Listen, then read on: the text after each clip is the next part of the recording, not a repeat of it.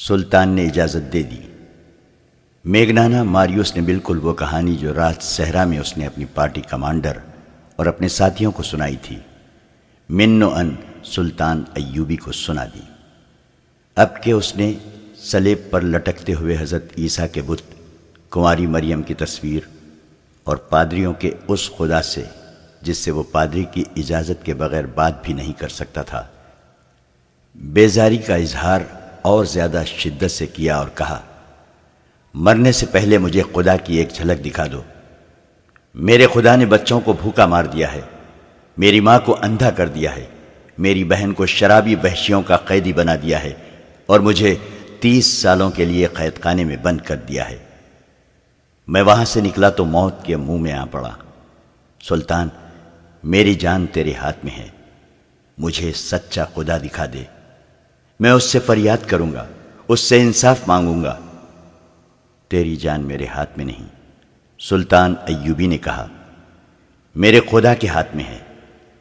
اگر میرے ہاتھ میں ہوتی تو اس وقت تک تم میرے جلاد کے پاس ہوتے، میں تمہیں وہ سچا خدا دکھا دوں گا جو تیری گردن مارنے سے مجھے روک رہا ہے۔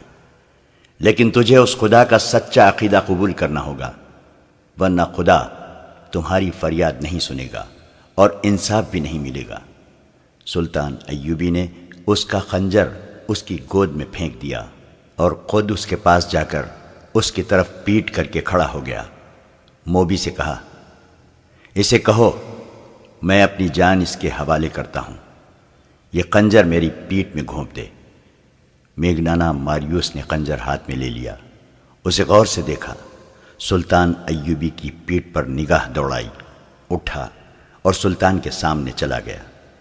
اسے سر سے پاؤں تک دیکھا۔ یہ سلطان صلاح الدین ایوبی کی جلالی شخصیت کا اثر تھا یا سلطان کی آنکھوں کی چمک میں اسے سچا خدا نظر آ گیا کہ اس کے ہاتھ کانپے۔ اس نے خنجر سلطان ایوبی کے قدموں میں رکھ دیا۔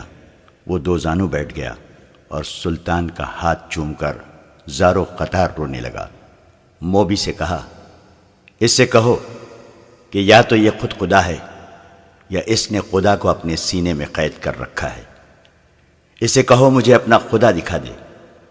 سلطان ایوبی نے اسے اٹھایا اور سینے سے لگا کر اپنے ہاتھ سے اس کے آنسو پوچھے۔ وہ تو بھٹکا ہوا انسان تھا، اس کے دل میں مسلمانوں کے خلاف نفرت بھر دی گئی تھی اور اسلام کے خلاف زہر ڈالا گیا تھا۔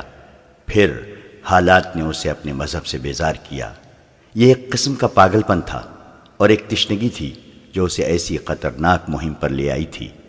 سلطان ایوبی اسے بے گناہ سمجھتا تھا، لیکن اسے آزاد بھی نہ کیا بلکہ اسے اپنے پاس رکھ لیا۔ موبی باقاعدہ ٹریننگ لے کر آئی تھی اور مفرور جاسوسہ تھی۔ یہ وہ 7ویں لڑکی تھی جس نے صلیبیوں کا پیغام سوڈانیوں تک پہنچایا اور بغاوت کرائی تھی۔ وہ ملک کی دشمن تھی، اسے اسلامی قانون نہیں بخش سکتا تھا۔ سلطان نے اسے اور اس کے ساتھی کو علی بن سفیان کے حوالے کر دیا۔ تفتیش میں دونوں نے اقبال جرم کر لیا اور یہ بھی بتا دیا کہ رسد کے قافلے کو انہوں نے ہی لوٹا تھا اور لڑکیوں کو بھی انہوں نے ہی آزاد کرایا اور محافظ دستے کو ہلاک کیا تھا اور بالیان اور اس کے ساتھیوں کو بھی انہوں نے ہی ہلاک کیا تھا۔ یہ تفتیش 3 دن جاری رہی۔ اس دوران میگنانا ماریوس کا دماغ روشن ہو چکا تھا۔ ایک بار اس نے سلطان ایوبی سے پوچھا، کیا آپ نے اس لڑکی کو مسلمان کر کے حرم میں داخل کر لیا ہے؟ آج شام کو اس سوال کا جواب دوں گا، سلطان ایوبی نے جواب دیا۔ شام کے وقت سلطان ایوبی نے میگنانا ماریوس کو ساتھ لیا اور کچھ دور لے جا کر ایک احاطے میں لے گیا۔ لکڑی کے 2 تختے پڑے تھے، ان پر سفید چادریں پڑی ہوئی تھیں۔ سلطان ایوبی نے چادروں کو ایک طرف سے اٹھا دیا اور میگنانا ماریوس کو دکھایا۔ اس کے چہرے کا رنگ بدل گیا۔ اس کے سامنے موبی کی لاش پڑی تھی اور دوسرے تختے پر اس کے ساتھی کی لاش تھی۔ سلطان ایوبی نے موبی کے سر پر ہاتھ رکھ کر پیچھے کھینچا، گردن کندھے سے جدا تھی۔ اس نے میگنانا ماریوس سے کہا، میں اسے بخش نہیں سکتا تھا، تم اسے اپنے ساتھ لائے تھے کہ میں اس کے حسن اور جسم پر فدا ہو جاؤں گا۔ مگر اس کا جسم مجھے ذرہ بھر بھی اچھا نہیں لگا تھا۔ یہ ناپاک جسم تھا، یہ اب مجھے اچھا لگ رہا ہے۔ اب جب کہ اس جسم سے اتنی حسین شکل و صورت جدا ہو چکی ہے، مجھے یہ بہت اچھی لگ رہی ہے۔ اللہ اس کے گناہ معاف کرے۔ سلطان میگنانا ماریوس نے پوچھا، آپ نے مجھے کیوں بخش دیا ہے؟ اس لیے کہ تم مجھے قتل کرنے آئے تھے۔ سلطان ایوبی نے جواب دیا، مگر یہ میری قوم کے کردار کو قتل کرنے آئی تھی، اور تمہارا یہ ساتھی بھی سوچے سمجھے منصوبے کے تحت بہت سے لوگوں کا قاتل بنا، اور تم نے میرا خون بہا کر خدا کو دیکھنا چاہا تھا۔ چند ہی دنوں بعد میگنانا ماریوس سیف اللہ بن گیا، جو بعد میں سلطان ایوبی کے محافظ دستے میں شامل ہوا، اور جب سلطان ایوبی خالق حقیقی سے جا ملا تو سیف اللہ نے زندگی کے آخری 17 برس سلطان صلاح الدین ایوبی کی قبر پر گزار دیے۔ آج کسی کو بھی نہیں معلوم کہ سیف اللہ کی قبر کہاں ہے۔ قاہرہ سے 1.5 میل دور، جہاں ایک طرف ریت کے ٹیلے اور باقی ہر طرف صحرا ریت کے سمندر کی مانند افق تک پھیلا ہوا تھا، انسانوں کے سمندر تلے دب گیا تھا۔ یہ لاکھوں انسانوں کا ہجوم تھا، ان میں شتر سوار بھی تھے اور گھوڑا سوار بھی، بہت سے لوگ گدھوں پر بھی سوار تھے۔ تعداد ان کی زیادہ تھی جن کے پاس کوئی سواری نہیں تھی۔ لا تعداد ہجوم 4-5 دنوں سے صحرا کی اس وسعت میں جمع ہونا شروع ہو گیا تھا۔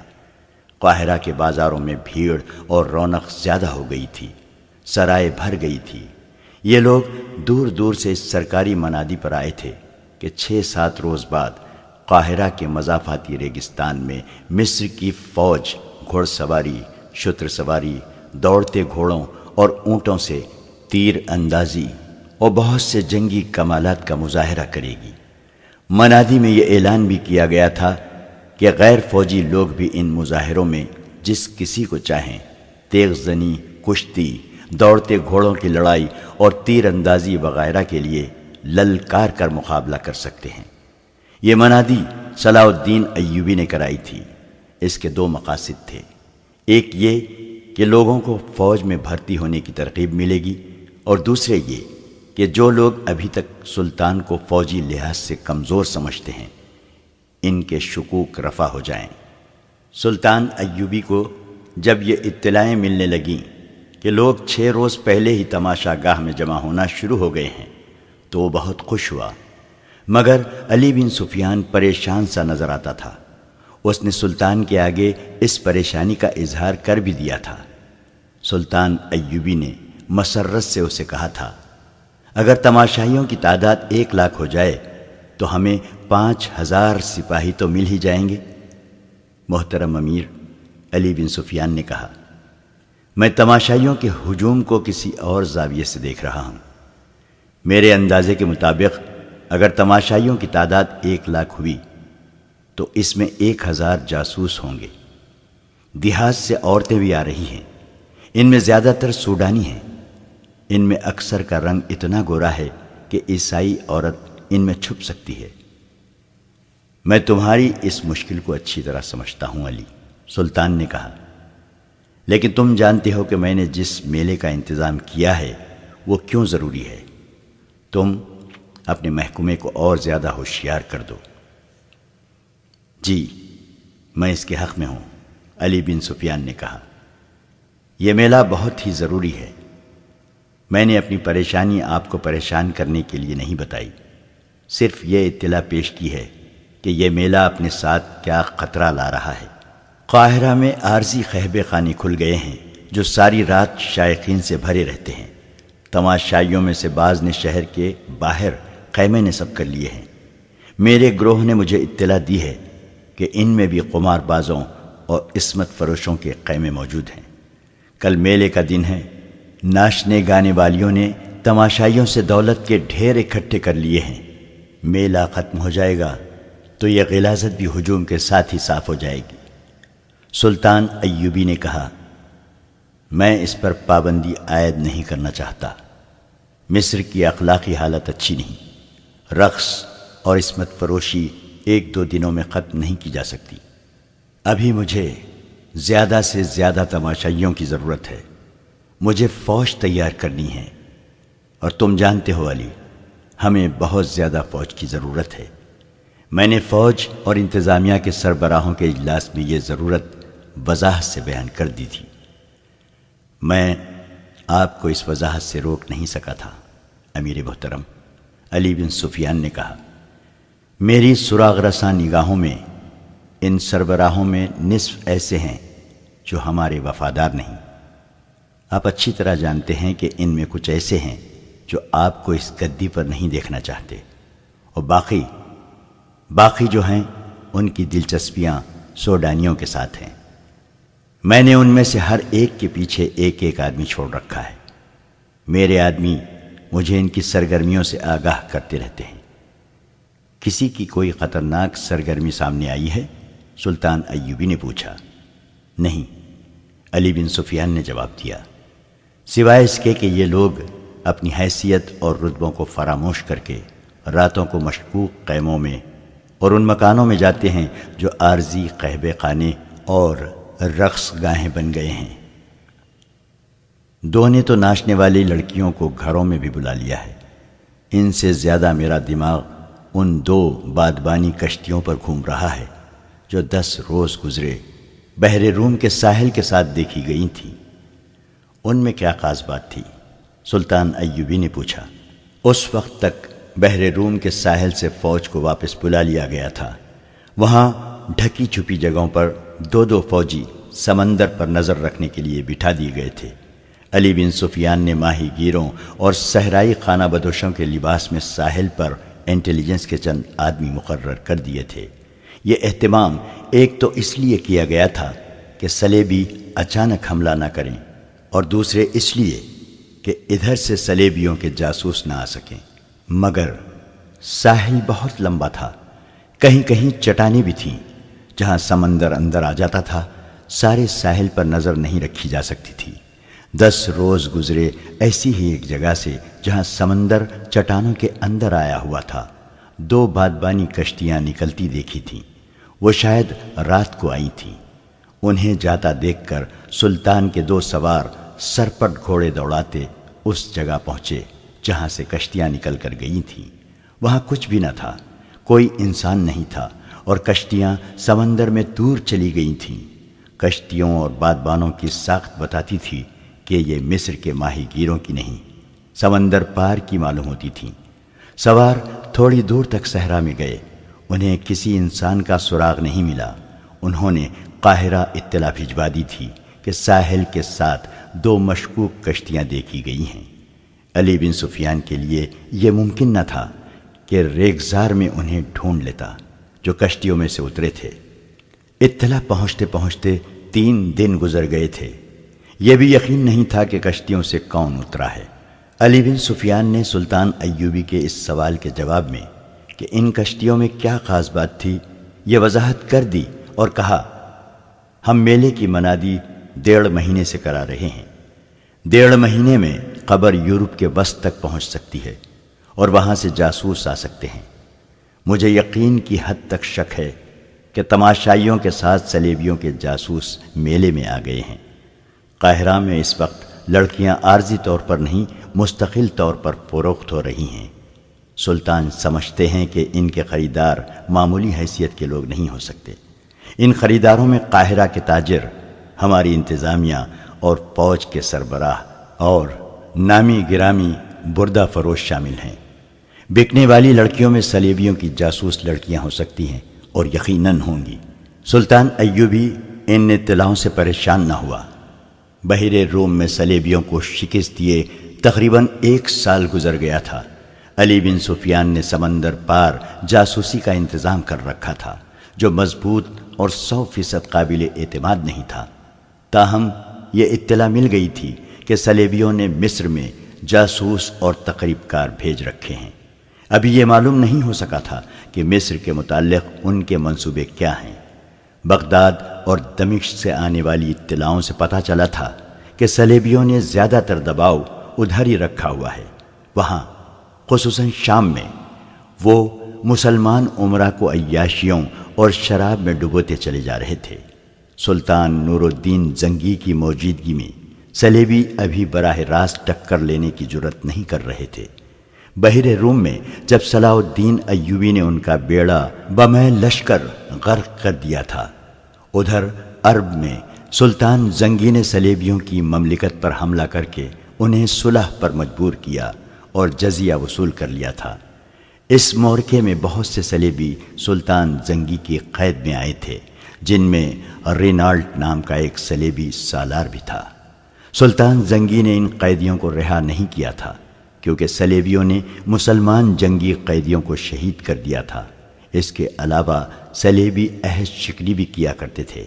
سلطان ایوبی کو اطمینان تھا کہ ادھر سلطان زنگی سلطنت اسلامیہ کی پاسبانی کر رہا ہے، پھر بھی وہ فوج تیار کر رہا تھا تاکہ صلیبیوں سے فلسطین لیا جائے اور عرب کی سرزمین کو کفار سے پاک کیا جائے۔ اس کے ساتھ ہی وہ مصر کا دفاع مضبوط کرنا چاہتا تھا۔ بیک وقت حملے اور دفاع کے لیے بے شمار فوج کی ضرورت تھی۔ مصر میں بھرتی کی رفتار سلطان ایوبی کے عزائم کے مطابق سست تھی۔ اس کی ایک وجہ یہ تھی کہ سوڈانیوں کی جو فوج توڑ دی گئی تھی، اس کے کماندار اور عہدیدار دیہات میں سلطان ایوبی کے خلاف پروپیگنڈا کرتے پھر رہے تھے۔ اس فوج میں سے تھوڑی سی تعداد سلطان کی فوج میں وفاداری کا حلف اٹھا کر شامل ہو گئی تھی۔ کچھ فوج مصر سے تیار کر لی گئی تھی اور کچھ سلطان زنگی نے بھیج دی تھی۔ مصر کے لوگوں نے ابھی یہ فوج نہیں دیکھی تھی، نہ ہی انہوں نے سلطان ایوبی کو دیکھا تھا۔ سلطان ایوبی نے اس میلے کا اعلان کر کے اپنے فوجی سربراہوں اور ان کے ماتحت کمانداروں وغیرہ کو ہدایت دی تھی کہ وہ باہر سے آئے ہوئے لوگوں سے ملیں اور پیار و محبت سے ان کا اعتماد حاصل کریں، انہیں باور کرائیں کہ وہ انہی میں سے ہیں، اور ہم سب کا مقصد یہ ہے کہ خدا اور رسول صلی اللہ علیہ وسلم کی سلطنت کو دور دور تک پھیلانا اور اسے صلیبی فتنے سے پاک کرنا ہے۔ میلے سے ایک روز پہلے علی بن سفیان سلطان کو جاسوسوں کے خطرے سے آگاہ کر رہا تھا۔ اس نے کہا، امیر محترم، مجھے جاسوسوں کا کوئی ڈر نہیں۔ دراصل خطرہ اپنے ان کلمہ گو بھائیوں سے ہے جو کفار کے اس زمین دوز حملے کو کامیاب بناتے ہیں۔ اگر ان کا ایمان مضبوط ہو تو جاسوسوں کا پورا لشکر بھی کامیاب نہیں ہو سکتا۔ میلے کے تماشائیوں میں جو ناچنے والی لڑکیاں نظر آ رہی ہیں وہ صلیبیوں کا جال ہیں، تاہم میرا گروہ دن رات مصروف ہے۔ اپنے آدمیوں سے یہ کہہ دو کہ کسی جاسوس کو جان سے نہ ماریں۔ سلطان ایوبی نے کہا، زندہ پکڑو۔ جاسوس دشمن کے لیے آنکھ اور کان ہوتا ہے، لیکن ہمارے لیے وہ زبان ہے۔ وہ تمہیں ان کی خبریں دے گا جنہوں نے اسے بھیجا ہے۔ میلے کی صبح طلوع ہوئی۔ وہ میدان بہت ہی وسیع تھا، جس کے 3 اطراف تماشائیوں کا ہجوم تھا۔ جس طرف ریت کے ٹیلے تھے ادھر کسی کو نہیں جانے دیا گیا تھا۔ جنگی دف بجنے لگے، گھوڑوں کی ٹاپوں کی آوازیں اس طرح سنائی دیں جیسے سیلابی دریا آ رہا ہو۔ گرد آسمان کی طرف بڑھ رہی تھی۔ یہ 2000 سے زیادہ گھوڑے تھے۔ پہلا گھوڑ سوار میدان میں داخل ہوا۔ یہ صلاح الدین ایوبی تھا۔ اس کے دونوں طرف علم بردار تھے اور پیچھے سواروں کا دستہ تھا۔ گھوڑوں پر پھولدار چادریں ڈالی گئی تھیں۔ ہر سوار کے ہاتھ میں برچھی تھی۔ برچھی کے چمکتے ہوئے پھل کے ساتھ رنگین کپڑے کی چھوٹی سی جھنڈی تھی۔ ہر سوار کی کمر سے تلوار لٹک رہی تھی۔ آہستہ آہستہ گھوڑے چل رہے تھے۔ سوار گردنیں تانے اور سینہ پھلائے بیٹھے تھے۔ ان کے چہروں پر جلالی تاثر تھا۔ یوں معلوم ہوتا تھا جیسے یہ تماشائیوں کے دم بخود ہجوم سے اعلیٰ و برتر ہوں۔ ان کی آن بان دیکھ کر تماشائیوں پر خاموشی طاری ہو گئی تھی۔ ان پر رعب چھا گیا تھا۔ تماشائی نیم دائرے میں کھڑے تھے۔ ان کے پیچھے تماشائی گھوڑوں پر بیٹھے تھے اور ان کے پیچھے کے تماشائی اونٹوں پر بیٹھے تھے۔ ایک ایک گھوڑے اور ایک ایک اونٹ پر 2-2 3-3 آدمی بیٹھے تھے۔ ان کے آگے ایک جگہ شامیانہ لگایا گیا تھا جس کے نیچے کرسیاں رکھی تھیں۔ یہاں اونچی حیثیت والے تماشائی بیٹھے تھے۔ ان میں تاجر بھی تھے، سلطان کی حکومت کے افسر اور شہر کے معززین بھی۔ ان میں قاہرہ کی مسجدوں کے امام بھی بیٹھے تھے۔ انہیں سب سے آگے بٹھایا گیا تھا کیونکہ سلطان ایوبی مذہبی پیشواؤں اور علماء کا اس قدر احترام کرتا تھا کہ ان کی موجودگی میں ان کی اجازت کے بغیر بیٹھتا نہیں تھا۔ ان میں سلطان کے وہ افسر بھی بیٹھے تھے جو انتظامیہ کے تھے، لیکن ان کا تعلق فوج سے تھا۔ سلطان نے انہیں خاص طور پر کہا تھا کہ ان کے زغما میں بیٹھ کر ان کے ساتھ دوستی پیدا کریں۔ ان میں خادم الدین البرق بھی تھا۔ علی بن سفیان کے بعد یہ دوسرا آدمی تھا جو سلطان ایوبی کے خفیہ منصوبوں، مملکت اور فوج کے ہر راز سے واقف تھا۔ اس کا کام ہی ایسا تھا اور اس کا عہدہ سالار جتنا تھا۔ جنگ کے منصوبے اور نقشے اسی کے پاس ہوتے تھے۔ اس کی عمر 40 سال کے قریب تھی۔ وہ عرب کے مردانہ حسن اور جلال کا پیکر تھا، جسم توانا اور چہرہ حشاش بشاش تھا۔ البرق کے ساتھ ایک لڑکی بیٹھی تھی، بہت ہی خوبصورت لڑکی تھی۔ وہ نوجوان تھی۔ لڑکی کے ساتھ ایک آدمی بیٹھا تھا جس کی عمر 60 سال سے کچھ زیادہ تھی۔ وہ کوئی امیر کبیر تاجر لگتا تھا۔ البرق کئی بار اس لڑکی کی طرف دیکھ چکا تھا۔ ایک بار لڑکی نے بھی اسے دیکھا تو مسکرا دی، پھر اس نے بوڑھے کی طرف دیکھا تو اس کی مسکراہٹ غائب ہو گئی۔ گھوڑے تماشائیوں کے سامنے سے گزر گئے تو شتر سوار آ گئے۔ اونٹوں کو گھوڑوں کی طرح رنگدار چادروں سے سجایا گیا تھا۔ ہر سوار کے ہاتھ میں ایک لمبا نیزہ اور اس کے پھل سے ذرا نیچے 3-3 انچ چوڑے اور 1.5 فٹ لمبے 2 رنگے کپڑے جھنڈیوں کی طرح بندھے ہوئے تھے۔ ہوا میں وہ پھڑپھڑاتے بہت ہی خوبصورت لگتے تھے۔ ہر سوار کے کندھوں سے ایک کمان آویزاں اور اونٹ کے زین کے ساتھ رنگین ترکش بندی تھی۔ اونٹوں کی گردنیں کم کھا کر اوپر کو اٹھی ہوئیں اور سر جیسے فخر سے اونچے ہو گئے تھے۔ سواروں کی شان نرالی تھی۔ گھوڑ سواروں کی طرح ہر شتر سوار سامنے دیکھ رہا تھا۔ ان کی آنکھیں بھی دائیں بائیں نہیں دیکھتی تھیں۔ یہ اونٹ انہی اونٹوں جیسے تھے جن پر تماشائی بیٹھے ہوئے تھے، لیکن فوجی تربیت، فوجی چال اور فوجی سوار کے نیچے وہ کسی اور جہاں کے لگتے تھے۔ البرق نے اپنے پاس بیٹھی ہوئی لڑکی کو ایک بار پھر دیکھا۔ اب کہ لڑکی نے اسے آنکھوں میں آنکھیں ڈال کر دیکھا۔ اس کی آنکھوں میں ایسا جادو تھا کہ البرق نے اپنے آپ میں بجلی کا جھٹکا سا محسوس کیا۔ لڑکی کے ہونٹوں پر شرم و حیا کا تبسم آ گیا اور اس نے اپنے پاس بیٹھے ہوئے بوڑھے کو دیکھا تو اس کا تبسم نفرت میں بدل گیا۔ البرق کی ایک بیوی تھی جس سے اس کے 4 بچے تھے۔ وہ شاید اس بیوی کو بھول گیا تھا۔ وہ لڑکی کے اس قدر قریب بیٹھا تھا کہ لڑکی کا اٹھا ہوا ریشمی نقاب ہوا سے اڑ کر کئی بار البرق کے سینے سے لگا۔ ایک بار اس نے نقاب ہاتھ سے پرے کیا تو لڑکی نے شرما کر معذرت کی۔ البرق مسکرایا، منہ سے کچھ نہ کہا۔ شتر سواروں کے پیچھے پیادہ فوج آ رہی تھی۔ ان میں تیر اندازوں اور تیغ زنوں کے دستے تھے۔ ان کی ایک ہی جیسی چال، ایک ہی جیسے ہتھیار اور ایک ہی جیسا لباس تماشائیوں پر وہی تاثر طاری کر رہا تھا جو سلطان ایوبی کرنا چاہتا تھا۔ سپاہیوں کے چہروں پر تندرستی اور توانائی کی رونق تھی۔ وہ خوش و خرم اور مطمئن نظر آتے تھے۔ یہ ساری فوج نہیں، صرف منتخب دستے تھے۔ ان کے پیچھے منجنیقیں آ رہی تھیں جنہیں گھوڑے گھسیٹ رہے تھے۔ ہر منجنیق دستے کے پیچھے ایک ایک گھوڑا گاڑی تھی جس میں بڑے بڑے پتھر اور ہانڈیوں کی قسم کے برتن رکھے تھے۔ ان میں تیل جیسی کوئی چیز بھری ہوئی تھی جو منجنیقوں سے پھینکی جاتی تھی۔ جہاں یہ برتن گرتا تھا وہ کئی ٹکڑوں میں ٹوٹ کر سیال مادے کو بہت سی جگہ پر بکھیر دیتا تھا۔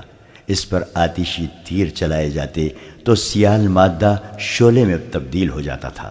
سلطان ایوبی کی قیادت میں یہ سوار اور پیادہ دستے نیم دائرے میں کھڑے اور بیٹھے ہوئے تماشائیوں کے آگے سے دور آگے نکل گئے۔ صلاح الدین ایوبی راستے میں سے واپس آ گیا۔ اس کے گھوڑے کے آگے علمبردار کے گھوڑے، دائیں بائیں اور پیچھے محافظوں کے گھوڑے اور ان کے پیچھے نائب سالاروں کے گھوڑے تھے۔ سلطان نے گھوڑا روک لیا، کود کر اترا اور تماشائیوں کو ہاتھ ہوا میں لہرا لہرا کر سلام کرتا شامیانے کے نیچے چلا گیا۔ وہاں بیٹھے ہوئے تمام لوگ اٹھ کھڑے ہوئے۔ سلطان ایوبی نے سب کو سلام کیا اور اپنی نشست پر بیٹھ گیا۔ سوار اور پیادہ دستے دور آگے جا کر ٹیلوں کے عقب میں چلے گئے۔ میدان خالی ہو گیا۔ ایک گھوڑ سوار سرپٹ گھوڑا دوڑاتا آیا۔ اس کے ایک ہاتھ میں گھوڑے کی لگام اور دوسرے میں اونٹ کی رسی تھی۔ اونٹ گھوڑے کی رفتار کے ساتھ دوڑتا آ رہا تھا۔ میدان کے وسط میں آ کر گھوڑ سوار گھوڑے پر کھڑا ہو گیا۔ اس نے باگیں چھوڑ دیں۔ وہ اچھل کر اونٹ کی پیٹھ پر کھڑا ہو گیا، وہاں سے کود کر گھوڑے کی پیٹھ پر آ گیا اور وہاں سے زمین پر کود گیا۔ چند قدم گھوڑے اور اونٹ کے ساتھ بھاگا، پھر کود کر گھوڑے پر سوار ہوا۔ گھوڑے اور اونٹ کی رفتار میں کوئی فرق نہیں آیا تھا۔ گھوڑے کی پیٹھ سے وہ اونٹ کی پیٹھ پر چلا گیا اور دور آگے جا کر غائب ہو گیا۔ قادم الدین البرق دائیں کو ذرا سا جھکا۔ اس کے منہ اور لڑکی کے سر کے درمیان 2-3 انچ کا فاصلہ رہ گیا تھا۔ لڑکی نے اسے دیکھا۔ البرق مسکرایا۔ لڑکی شرما گئی۔ بوڑھے نے دونوں کو دیکھا۔ اس کے بوڑھے ماتھے کی شکن گہرے ہو گئے۔ اچانک ٹیلوں کے پیچھے سے ہانڈیوں کی طرح کے مٹی کے وہ برتن جو گھوڑا گاڑیوں پر لدے ہوئے تھے، اوپر کو جاتے، آگے آتے اور میدان میں گرتے نظر آئے۔ برتن ٹوٹتے تھے تو تیل اچھل کر بکھر جاتا تھا۔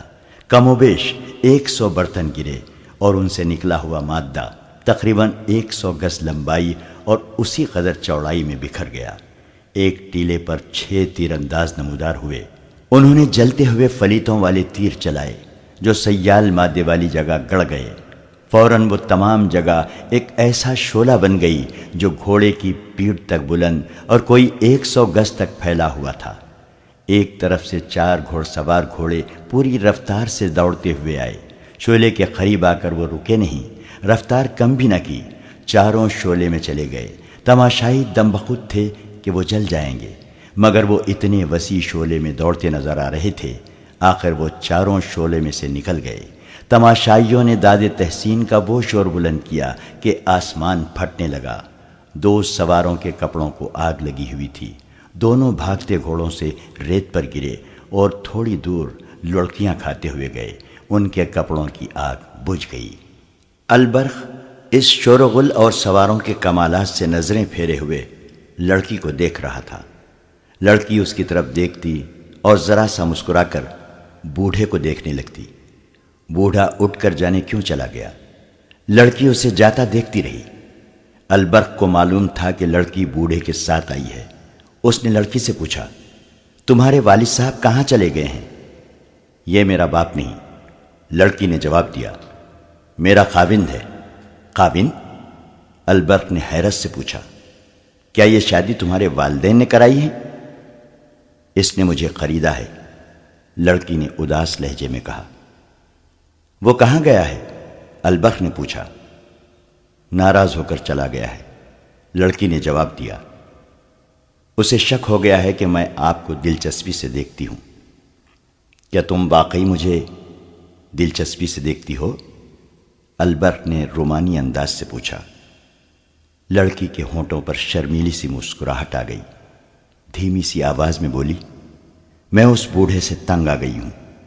اگر کسی نے مجھے اس سے نجات نہ دلائی تو میں خودکشی کر لوں گی۔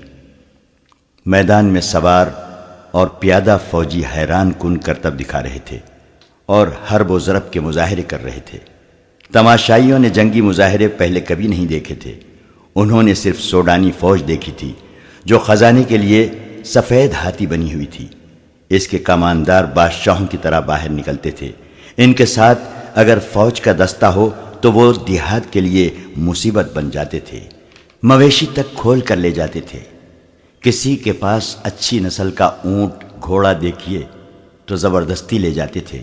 لوگوں کے دل میں یہ بات بیٹھ گئی تھی کہ فوج رعایا پر ظلم و تشدد کرنے کے لیے رکھی جاتی ہے، لیکن سلطان کی فوج بہت مختلف تھی۔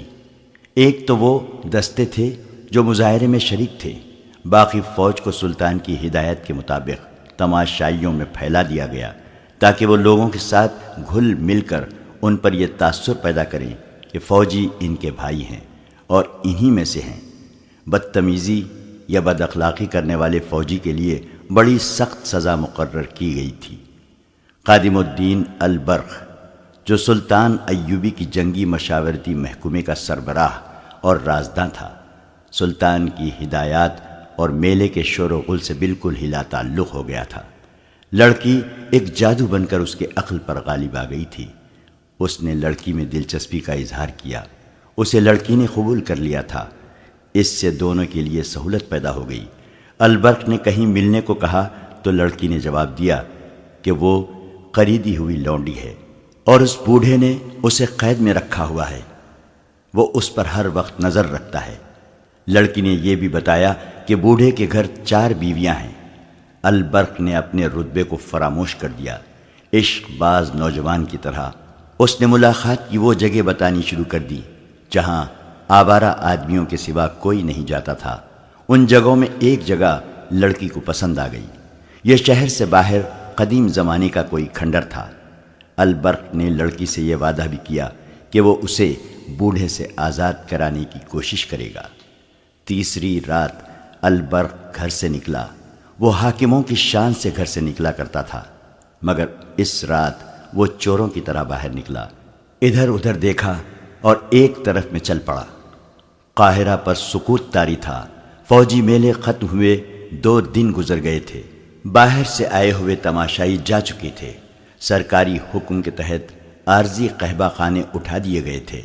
علی بن سفیان کا محکمہ اب یہ سراغ لگاتا پھر رہا تھا کہ باہر سے آئی ہوئی کتنی لڑکیاں اور کتنے مشکوک لوگ شہر یا مضافات یا دیہات میں رہ گئے ہیں۔ میلے کا مقصد پورا ہو گیا تھا۔ 2 ہی دنوں میں 4000 جوان فوج میں بھرتی ہو گئے تھے اور مزید بھرتی کی توقع تھی۔ البرق شہر سے نکل گیا اور اس نے اس کھنڈر کا رخ کیا جہاں لڑکی کو آنا تھا۔ صحرائی گیدڑوں کے سوا زمین و آسمان گہری نیند سو گئے تھے۔ لڑکی نے البرق سے کہا تھا کہ وہ بوڑھے کی قیدی ہے اور وہ اس پر ہر وقت نظر رکھتا ہے۔ پھر بھی البرق اس امید پر جا رہا تھا کہ لڑکی ضرور آئے گی۔ ممکنہ خطروں سے نمٹنے کے لیے اس کے پاس ایک خنجر تھا۔ عورت ایسا جادو ہے کہ جس پر طاری ہو جائے وہ کسی کی پرواہ نہیں کیا کرتا۔ عقل و دانش اس کا ساتھ چھوڑ جاتے ہیں۔ البرق پختہ عمر کا آدمی تھا، مگر وہ نادان نوجوان بن گیا تھا۔ ایسے اندھیرے میں کھنڈر کے قریب ایک تاریک سایہ سر سے پاؤں تک لبادے میں لپٹا ہوا نظر آیا اور کھنڈر کے کھڑے سیاہ بھوت میں جذب ہو گیا۔ تو پھر وہ تیز تیز چلتا کھنڈر میں پہنچ گیا۔ گری ہوئی دیوار کے شگاف سے وہ اندر آ گیا۔ آگے اندھیرا کمرہ تھا۔ چھت میں بڑی زور سے کوئی بہت بڑا پرندہ پھڑپڑایا۔ البرق نے ہوا کے تیز جھونکے محسوس کیے اور اچانک اس کے منہ پر تھپڑ پڑا۔ اس کے ساتھ ہی اسے چی چی کی آوازیں سنائی دینے لگیں۔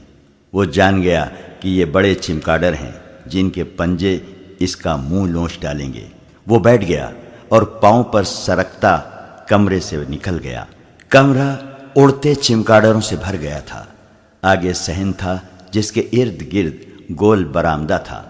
البرق نے یہ بھی نہ سوچا کہ ایک خریدی ہوئی قیدی لڑکی جس پر ہر وقت نظر رکھی جاتی ہے اس ہیبت ناک کھنڈر میں کیسے آئے گی، مگر برآمدے میں کسی کے قدموں کی دبی دبی آہٹ نے اسے بتا دیا کہ یہاں کوئی موجود ہے۔ اس نے کمر سے خنجر نکال کر ہاتھ میں لے لیا۔ اس کے سر پر چمگادڑ اڑ رہے تھے۔